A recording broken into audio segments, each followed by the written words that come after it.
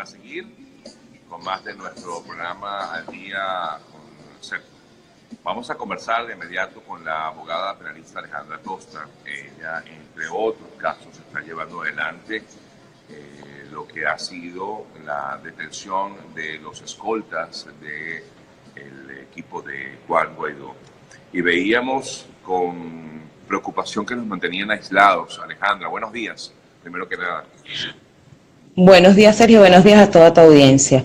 Pues resulta que los ciudadanos Jason, José Parisis y Eric Sánchez, pues al día de hoy permanecen incomunicados, tanto de su familia como de nosotros, su equipo de defensa. Eso es bastante alarmante, visto la situación que hay de vulneración de derechos humanos en Venezuela actualmente.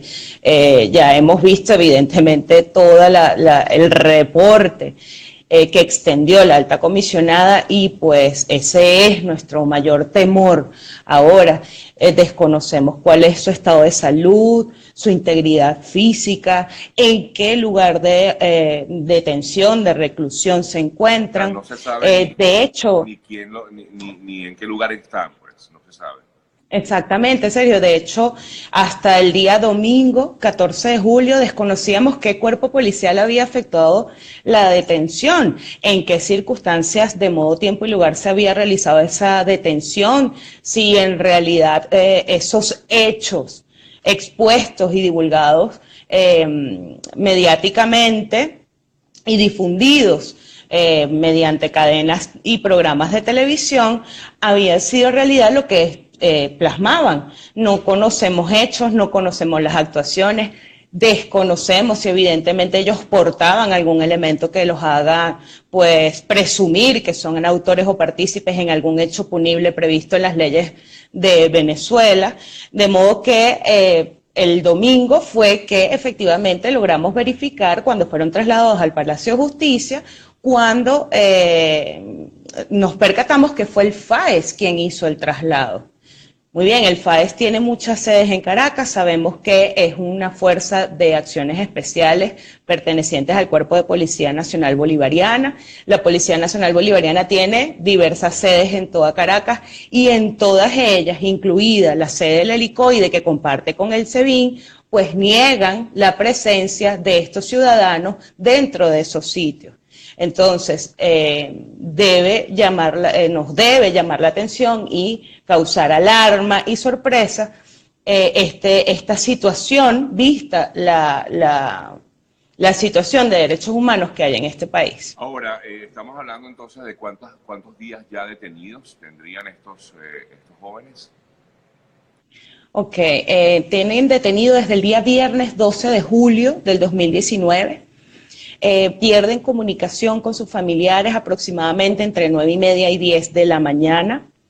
Ellos siempre permanecían en contacto con ellos, con sus familiares, y nos indican que aproximadamente a esa hora pues pierden contacto absolutamente con ellos. Ahora, solo sabemos de ellos desde el momento en que el señor Jorge Rodríguez publica un video donde se observa a uno de ellos supuestamente dando un testimonio que además estaba como fuera de lip sync, o sea, lo conocemos nosotros, estaba como, no iba acorde con el audio, era un poco raro ese video que presentó el señor Rodríguez, ¿no?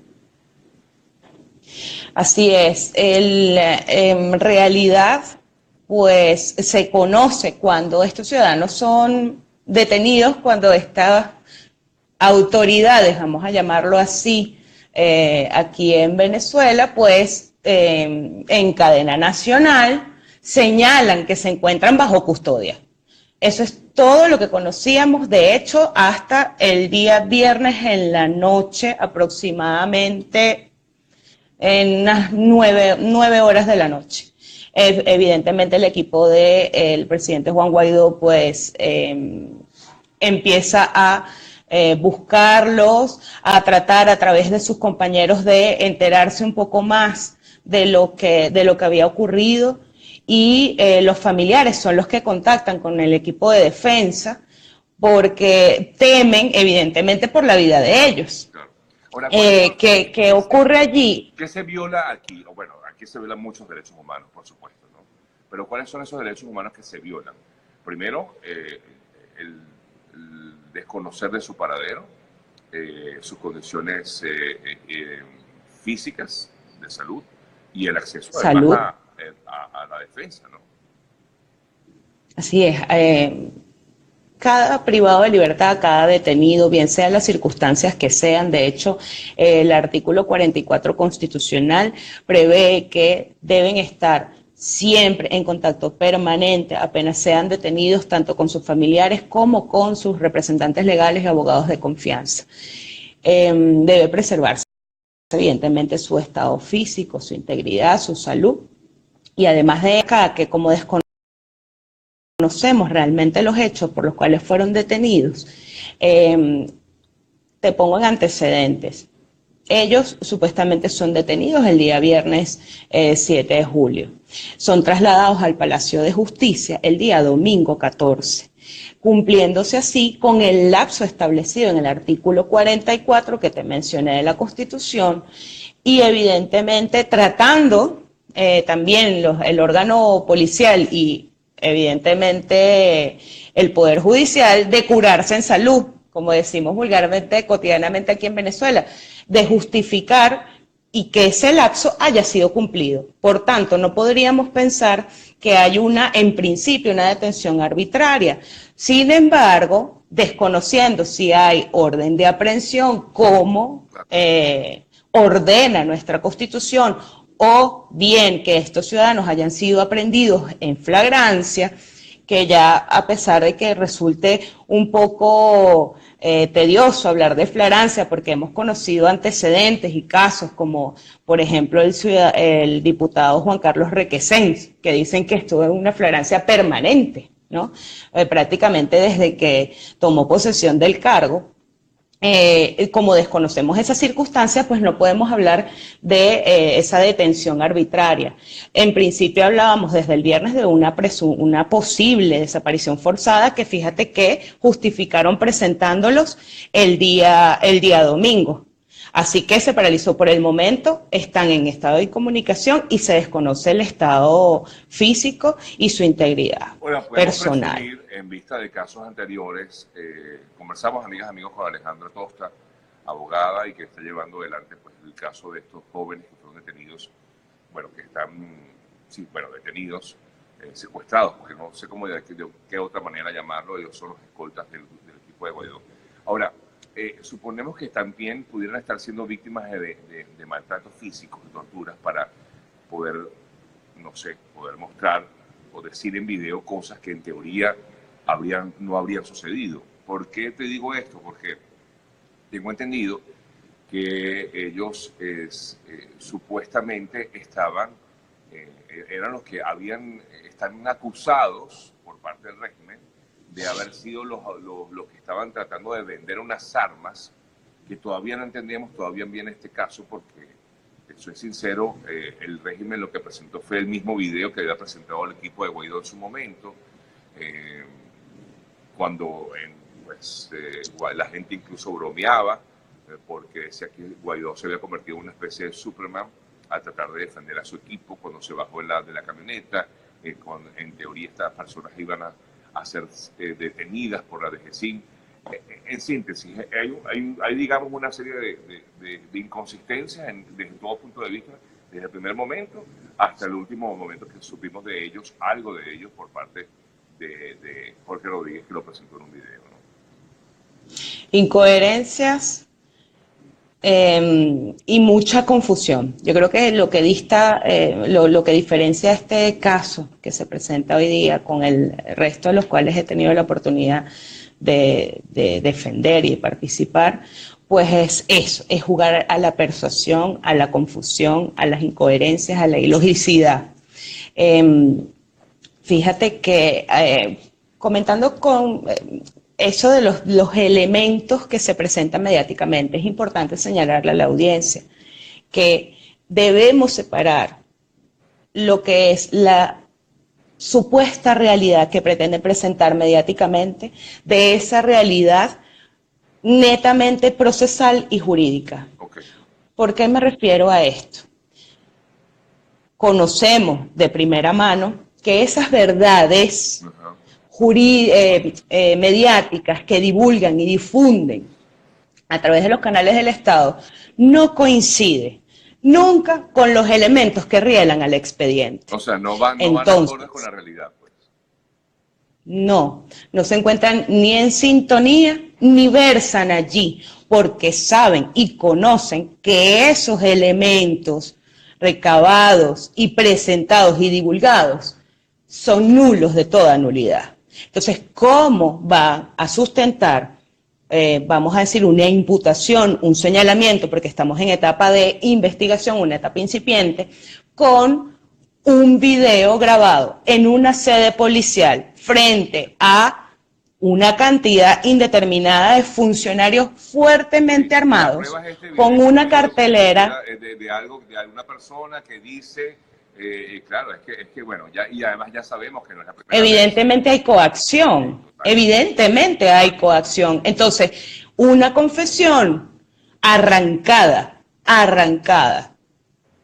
por este medio, bajo esas circunstancias, evidentemente, se supone que es bajo coacción, bajo amenazas, y quién sabe, porque uno de los familiares, por ejemplo, de Eric Miguel Sánchez, uno de los familiares señala que en el video lo vio, o él conoce a su hijo, y dice, yo lo vi golpeado. Nosotros no podemos ni siquiera afirmar o negar esa situación.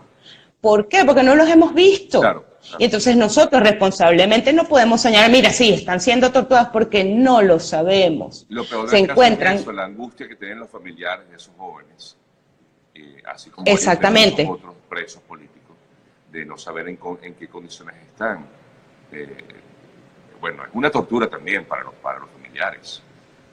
Es así, esto se extiende. Esa circunstancias que pueden rodear una eventual tortura, tratos crueles, humillantes o degradantes, evidentemente se extiende a la familia. O sea, como una madre, una abuela, un padre puede decir, yo tengo 4 días sin ver a mi hijo, sin saber si toma agua, sin saber si sus necesidades, como hemos conocido varios casos de tortura aberrantes, últimamente, sus necesidades, cómo hacen, cómo lo están tratando, duerme, porque eso también es tortura, y eso claro.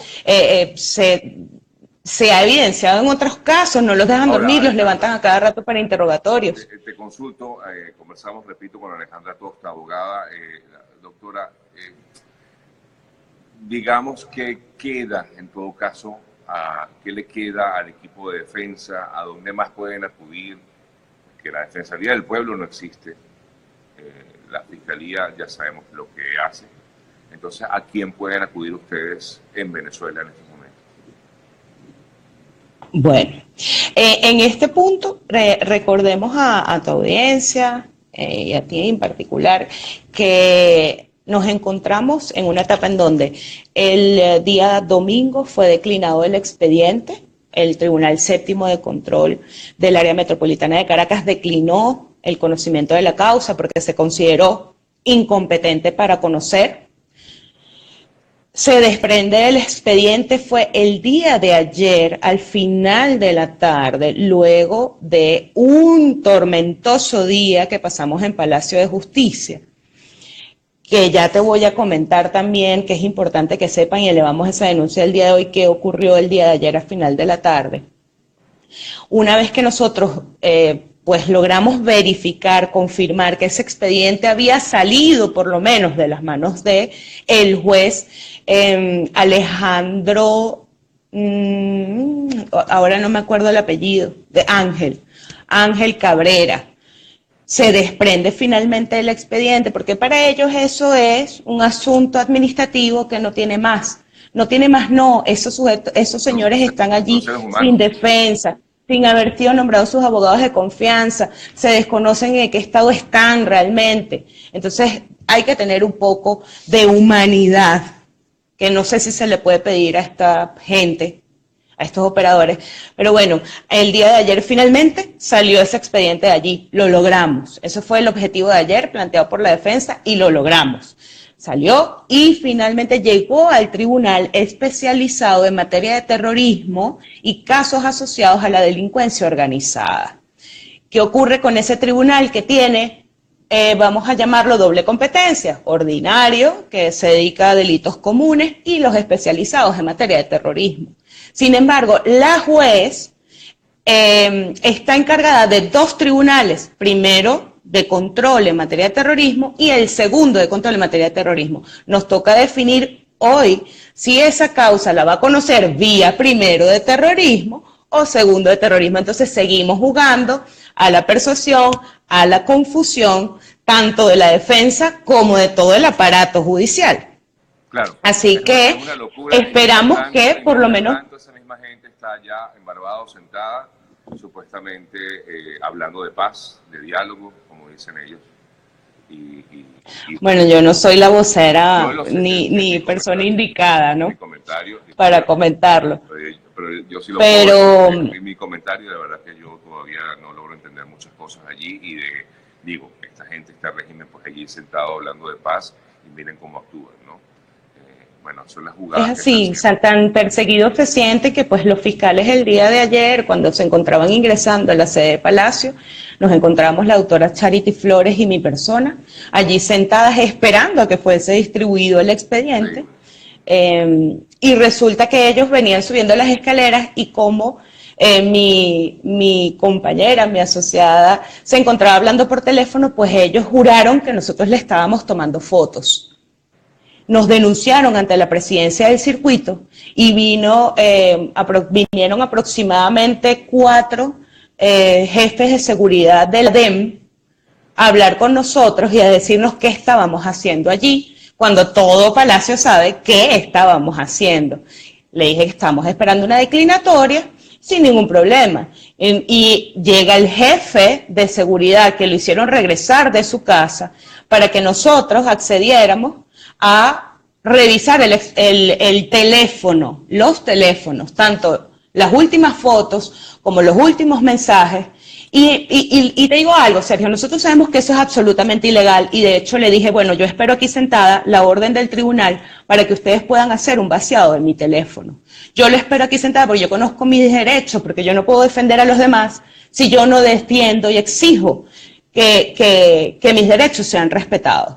Entonces, yo lo espero aquí, pero decidimos llevar el asunto en paz. Nosotros no queremos inconvenientes ni con los fiscales, ni con los jueces, porque ese es nuestro lugar de trabajo.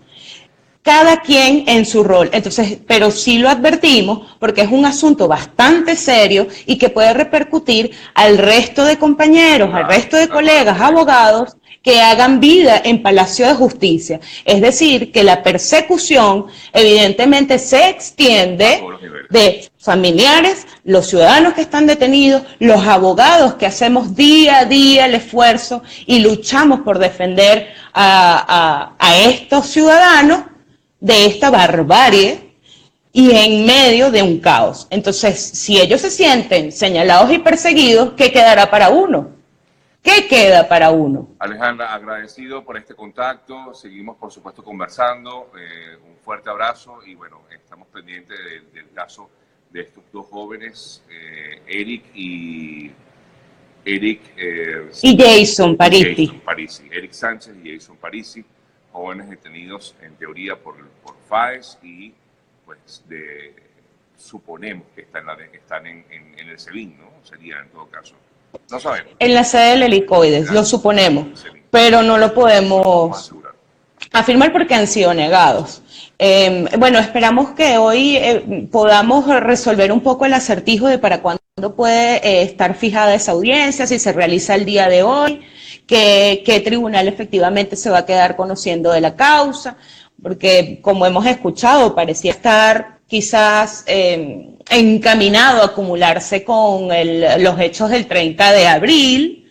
Entonces, si está encaminado a eso, pues evidentemente sabríamos que deben acumular esa causa allí y, bueno, enterarnos qué es lo que está en las actas y poder comunicarnos con ellos, que es sumamente importante, para saber en qué han estado estos días, qué ocurrió, en dónde fue, a qué hora fue. Eso es determinante a la hora de conocer los hechos, claro, realmente. Hay que saber exactamente de todo. Muchas gracias, Alejandra.